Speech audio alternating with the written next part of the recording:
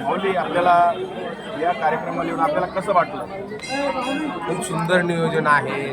इथली मंदिराची मंगलता, दिव्यता आणि रम्यता, इथला तरुणाचा उत्साह, इथला एकोपा, एक वेगळ्या प्रकारचा अलौकिकता या सप्ताहामध्ये आहे.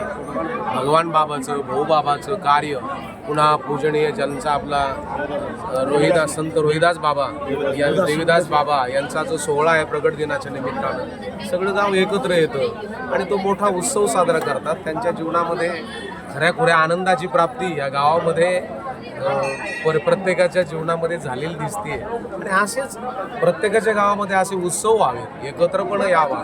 आपल्या गावातले तरुणाईनं एकत्र येऊन ही आनंदाची रोषणाई करावी.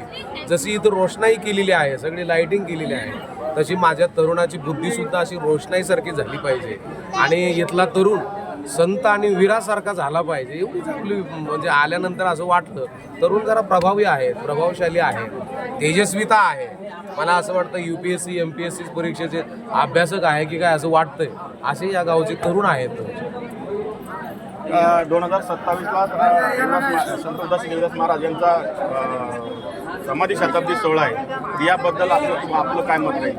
आता समाधी शताब्दी सोहळ्याच्या निमित्तानं असाच चांगल्या प्रकारचा सप्ताह, वेगवेगळ्या प्रकारचे ग्रंथ, UPSC MPSC स्पर्धा परीक्षेचं ग्रंथालय या गावामध्ये असावं.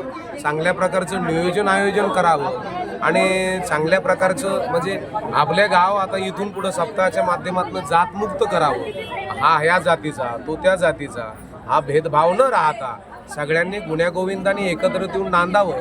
ही संताची शिकवण आपण आपल्या गावापासून प्रारंभ करू. म्हणजे आम्हाला 1 to 1ला जी बाईट दिली त्याबद्दल सैनिक मित्र फाउंडेशनच्या वतीनं, या सैनिक मित्र फाउंडेशन यूट्यूब चॅनलच्या वतीनं आम्ही आभारी आहोत. आणि अशी तुमची सेवा आम्हाला कायम घडत राहो अशी मी देवीदास बाबाच्या चरणी प्रार्थना करतो.